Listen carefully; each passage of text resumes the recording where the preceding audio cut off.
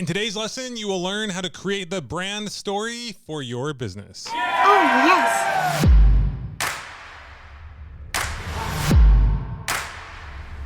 Hey, what is going on, Millionaire University, my fellow mewers? We need to come up with a mascot so we know what to call ourselves. You got any ideas? Hit me up. We are in for a treat today because my man, Professor Gearin, is back with Tammy Vilaboy of Tat2 Marketing, and they are going to teach us how to come up with a brand story for your business so you stand out amongst the rest so you can make more money and help more people, which is what it's all about. One of the great things about having someone like Brian as a partner and Millionaire University professor is, as someone who owns and operates a marketing agency and is constantly working with business owners to help them with their digital marketing, is he brings an entire different perspective and skill set that I don't necessarily have. My personality is more like, come on, let's go. You got this. Just do it. No excuses. What are you waiting for? And then Brian's able to come in and focus more on the technical and tactical. So super excited to have him aboard. And it was a lot of fun for me sitting back and hearing him and Tammy nerd out over marketing agency type discussions, just how I like to nerd out with someone over podcasting or something like that. So I'm loving the different perspectives, and I'm excited for you to hear this interview today with Brian and Tammy. There's a part in the interview where Tammy talks about creating your avatar, and I had a huge epiphany that I want to share with you after the episode, so stay tuned for that. And with that, I give you Professor Brian Gearin and Tammy Vilaboy of Tat2 Marketing. One of the things that we really want to focus on today is the creating of the brand story. Because it's one thing to just throw marketing out there, throw out offers, throw out ads. But if you don't have a brand, then it's going to be a lot harder to gain that traction. Absolutely. You're talking my language. I've had a lot of people say to me, well, we thought you do tattoos. They really think that we are tattoo artists, and we're not. So a lot of people have asked, why tattoo marketing? We always like to say all good tattoos start with a story, and usually the bad tattoos start with an even better one. So it's about knowing who you are as a business owner. Tat2 Marketing Group really comes from a simple statement of making your mark. Our goal is to help consumers make a permanent mark on a consumer's consideration set. Also, tattoo is very much me. Your listeners out there can't see me, but I like to have funky nail polish. I drive a Jeep with no doors on it.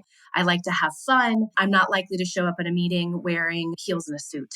That's not who I am. I'm true to myself within my brand. Before I was in media and marketing, I was actually a regional account executive for Clinique Cosmetics. When I ran the counters, I would talk to the sales teams there and say, you have to make your mark. In a mall back in those days, if a woman wanted cosmetics, they could go to 3 different places in the mall. Same price, same product, same everything. The only difference was the person behind the counter. And you had to help dictate where that consumer was going to park their car and continue their shopping experience. And the only way to do that was to be your authentic self, be a good representative of the brand, and make a relationship. You sell yourself first, then you sell the product, then you sell the company. And that's where I started realizing early in my career that a lot of business owners approach that from the wrong direction. Fast forward then several years, I found my first job in media. As a wee young toddler that I was, I had to do an interview. I had to create a fictitious company where I would sell media. I would sell a TV spot. So I came up with a cosmetic company called Tat2 Cosmetics. And that was my fictitious company to woo the management at this TV station in Cincinnati. As a salesperson and as a sales manager for some of the largest media companies out there, I realized that I was oftentimes selling based on the company's need, not the business owner's end goal. So then I realized I wanted to look at it more holistically and I wanted to represent the businesses. And I realized that my brand was a good one, that my brain had value and I wanted to represent clients in the right way. So Tat2 Marketing was formed. Got my business partner Dave on board, so that we're the right brain, left brain of the operation. I might have the funky nails in a Jeep, but he's wearing the khakis and driving the Corolla. When you're working with a client, how do you help them discover or find their stories so that they develop a brand? Because obviously that's going to help you in marketing them if they have a functioning brand, right? Not just a name on a building. I always like to say that people tend to overcomplicate the unnecessarily complicated. I guess the best answer I can give you there is it starts with a conversation. And more times than not, what I find is business owners haven't stopped to think about that. It simply becomes, I'm good at X, or I can go to market and make money off of it. There's not a full cohesion in what that story is. So a lot of times it just starts with a simple conversation of who are you? What do you represent? What are your points of difference? The SWOT analysis, all those buzzwords that we've talked about and you've heard in session and seminar after seminar. The difference with that, though, I think, is my approach, and or I should say our firm's approach, is we kind of just go straight for the jugular. I'll just give you an example because I hate to live in a world of what ifs, but onboarded a business recently and home services. And a lot of what they said was they are family owned and operated. They are non-franchised and they have great customer service. It took weeks for me to distill down what that actually meant. Because in the mind of a consumer, that's something you hear all the time. When people say to me, well, we have great customer service, my response to that is, well, I should hope to God you do. If, you're a business owner, and I would hope that you're putting your best foot forward, locally owned and operated. There is value in that, but you have to understand in your community, in your neighborhood, in your sector, what does that really mean? And let me give you an example of that holistically. In one of the industries that we work with, the larger conglomerates are coming in and buying up the little guys, making larger companies, and it is more of a franchise model. So as I'm sitting there talking to a business owner, he shares with me that they really want to talk about being non-franchised or not being a franchise owner, being locally owned and operated. That's where we had a raw dialogue of you're talking to someone whose husband and myself and a business partner invested in a franchise. Yes, it was a corporate, national, worldwide franchise that we owned locally, but how can you say that that wasn't locally owned and operated? Because the people working in my stores lived in this community, had families to support. We employed them. It was personal to me. It was local and it was owned and it was operated. We use a lot of buzzwords. People use those buzzwords and think, well, this is a hook, as opposed to just stopping and really saying, what are we trying to say here? If we're saying we have good customer service, let's drill that down. What does that mean? Does that mean that we will solve your problem in our first service call because that's good customer service? If the answer to that is yes, now we have a marketing component. Now I have a statement that becomes relevant to me as a consumer that will cause me to act. It doesn't become background noise. So I kind of went down a rabbit hole, but how do we start finding that story? That's what it comes down to. I ask questions of, why did you even start this business to begin with? Tell me about your proudest day as a business owner. Tell me about the scariest day. Be specific. I don't want what ifs or in March 22nd of 1997. And, and I remember crying, I want to know specifics. We have to get to the authenticity of it. And then we wouldn't be business owners and successful at guiding other business owners without understanding what the ROI is. So that comes down to, you might have your story and it could be a feel-good story, but how does it help make you money? So I start by having the tough conversations. I love that. In business, earning that know, like, and trust factor is key. There has to be some degree of that before they say yes and sign on the dotted line. And we want that as humans. We want that in life in general, with our friends, with our family, and with our clients. I love that point that it all starts with a conversation. And the conversation has to be, I think a lot of times we neglect to acknowledge relevance. I mean, you and I, kind of playing in the digital marketing space just because that's where the world has evolved. But relevance is such a key word. So as a business owner in crafting your story, the first step after the conversation is start to identify how is that relevant to your core market? Because if you don't establish relevance, you're never going to get to a relationship, which is never going to take you to the ROI that you need. Relevance, relationship, ROI, the 3 R's that I look at. But you have different angles, but it comes down to identifying the right person at the right time with the right message. And those 3 things have to be the same, which then comes down to cohesion. How many times have you talked to business owners and all of a sudden they're like, they haven't even been on their website themselves in months, years. They hired somebody else to do social who's not doing their website, who's also not doing their print collateral, who's also not talking to their salespeople. So all of a sudden you're realizing that everybody's working so hard, but under their roof, there is no story cohesion. As a consumer, I need consistency and I need cohesion. That's kind of, to me, part of the brand story. What's the theme? If we want to be a family-owned business, then let's make sure that our family values are represented aesthetically, literally, figuratively, kind of where we go. And you look at everything from the outside and say, if somebody's on my Facebook page, does that look like the same business as my website? Does that match the collateral that the client's getting on a leave behind? Does that look like my sale, the price tag? Whatever the case may be, it's that cohesion. That's so true. How do you get buy-in from the clients? Because I'll run into this with my clients. It's we start out, we're hot and heavy, things are going great. We do the same thing at Ricochet. We align their story. We have a conversation with multiple conversations to figure out who they are, what they do, and how they do it, and then how we break that down and then take it to market. But how do you make sure you get continuous buy-in from clients? Because it's human nature, right? We get all hot and heavy with something for a month and then business happens or life happens and we start going back to almost their status quo. They haven't formed the new habit. How do you handle those situations with your clients?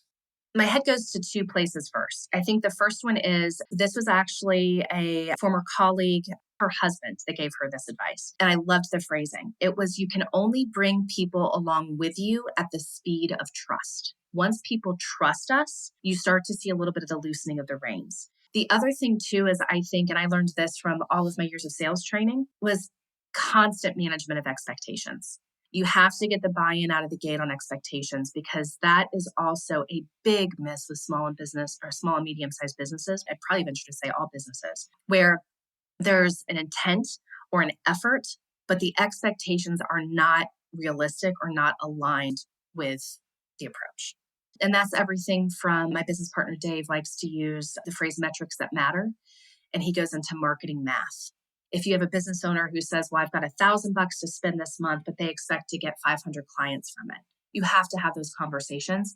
So I think in order to continually get that buy-in and to get their involvement, which, my God, I've learned is key, you have to have that constant management of expectations. It's acknowledging it. Okay, Brian, you told me you needed X. In order to get X, you're willing to give me Y.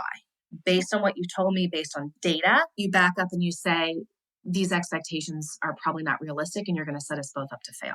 And again, those tough, honest conversations.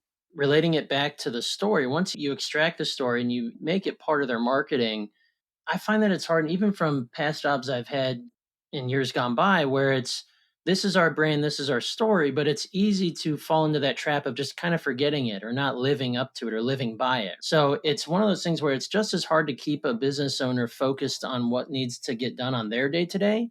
But in the marketing, it kind of bleeds into culture. But as it relates to that story, do you kind of have to remind your clients that, hey, when we first started working together, you said the part of your story was big on customer service, and we define that as getting the job done on the first service call.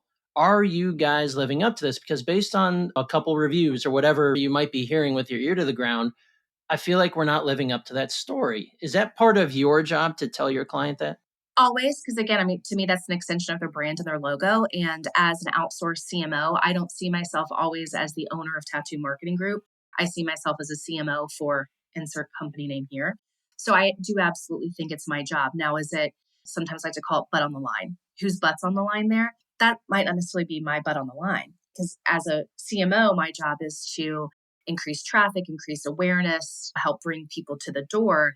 It's up to the people that work at those establishments to convert the business. However, that honest dialogue, I think, is key. So yeah, those conversations absolutely do exist, because then it comes down to, quote another good sitcom, Friends, right? Pivot, Yeah. pivot. Pivot. Pivot. Maybe that's something over time where that narrative has to change. Now that first visit, it's not likely to happen for a barrage of reasons. Then we have to pivot. We have to change that message. In what you said, though, I think this is something very interesting to talk about. And again, that honest, how do you craft that story? I like to use the phrase narrative. What narrative are we telling people throughout everything? And what I found is oftentimes business owners need to flip the script.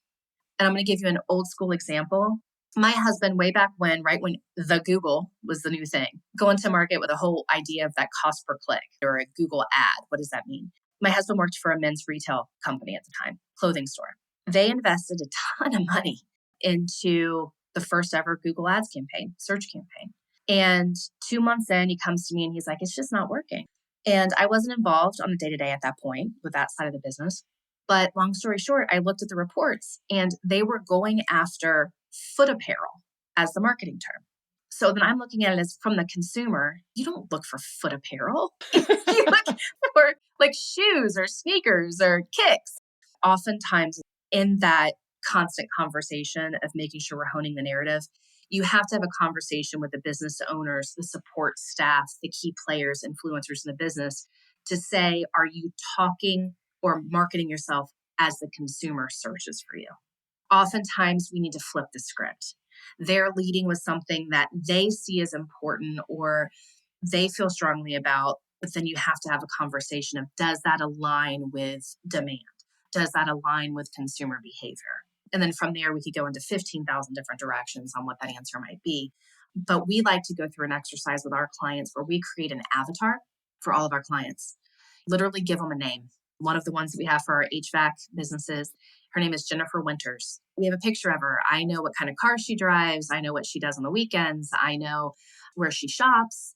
So then we put that through a litmus test. So then we constantly revisit the avatar. Is Jennifer still the right person?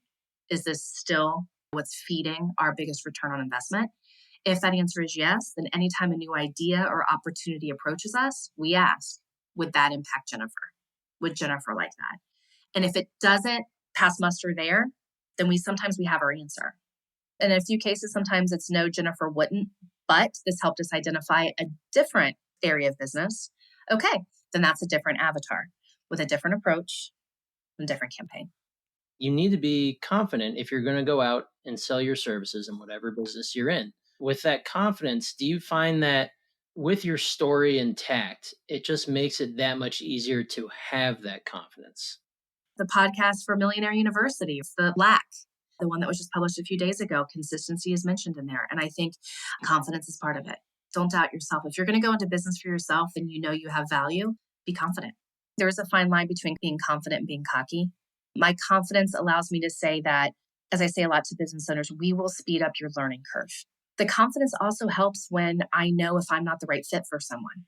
It's the confidence in being a business owner to say the pitfalls that you get into, where when you start, as for those businesses that are listening to this that are up and coming, oftentimes you tend to just say yes to get a piece of business because you want that affirmation. Quite honestly, maybe you need the money, right?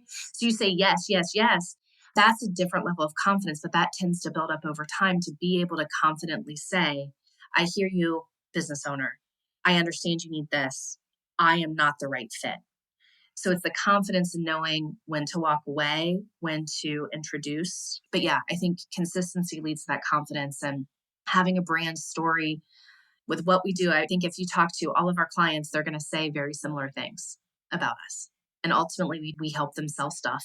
That's my elevator pitch. I don't even need the elevator doors to close. What does Tat2 Marketing Group do? We help you sell stuff. Did it take you a long time or multiple iterations of your story to really hone in on the one that you have in place now? I know your story is your story, but the way you tell it can change. I think the iterations evolve based on experiences. My avatar for our ideal client has changed, but how I approach it and my overall personality and kind of our vision, that really hasn't changed. I would be completely misleading listeners and you if I didn't say that I am still a business owner. So sometimes I have to look at profitability and sometimes you have to make the tough decisions. And I wish I could help every single person that said, I have $100. Can you help me do a LinkedIn post? I wish I could. That part of the narrative has been different for me. But I think it just comes back to it's the root of who we are and the why we do it. My why hasn't changed. I love that. We have absolutely uncovered some gold together in talking about brand story. It's never too late to go back and investigate your story, get it out verbally, put it down on paper, put it in a Google Doc, and then start breaking it down piece by piece to bring it into your own marketing. No. And at that point, I mean, any good story usually has additional chapters or spinoffs or sequels. You can go wherever you want it to go. I just think it's important that as a business owner, as an entrepreneur, you stay true to yourself and where you want that next chapter to go. Let's give it up for Tammy Vilaboy of Tat2 Marketing. Tammy, bringing the heat. I've got a page full of notes, and coming from me, someone who doesn't take a lot of notes, that is saying something. I wrote down, it starts with a conversation. Who are you? What do you do? What do you represent? What differentiates you from everyone else? Go deep with it. Tell the story. What did you uncover? What can you use in your marketing? Relay that to your entire team and make sure that there's cohesion across all your platforms. Marketing channels, messaging, culture, everything. I also wrote down, you sell yourself first, then your product, then your company. I also wrote down, you can only bring people along with you at the speed of trust. So good. I wrote down the importance of managing expectations, metrics that matter, and marketing math. I also wrote down pivot and flip the script. Put yourself in your customers' or clients' shoes. Now, the biggest epiphany I had from this entire interview was when Tammy was talking about creating your avatar. So I have a confession to make.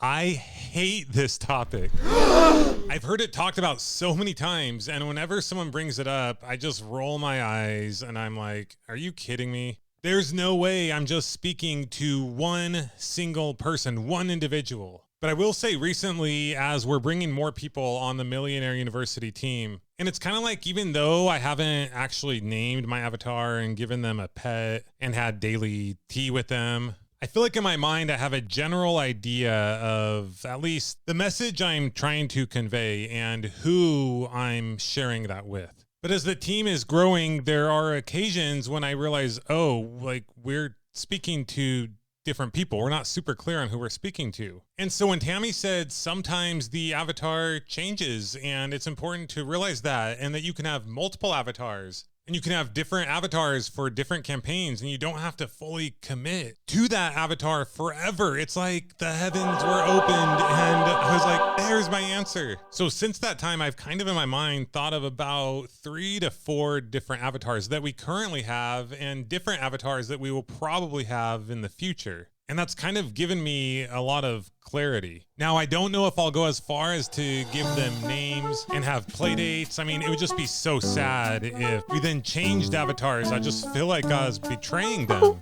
But I gotta say, that epiphany and that realization was huge for me. So I think knowing who you're speaking to and not trying to speak to and market and sell to everyone is huge in helping you grow your business. But knowing that that doesn't just have to be one person with the name and certain hobbies, that is such a relief to my soul.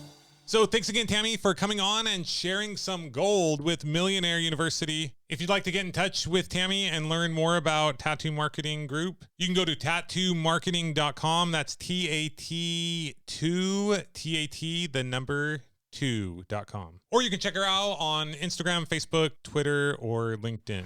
And that, my fellow and future millionaires, brings us to the end of today's lesson. If you liked today's episode, please share with a friend. If you have yet to do so, follow and subscribe wherever you are listening now. You can go to millionaireuniversity.com/training to get your free business course. And we will talk to you next time on the Millionaire University podcast. Class dismissed.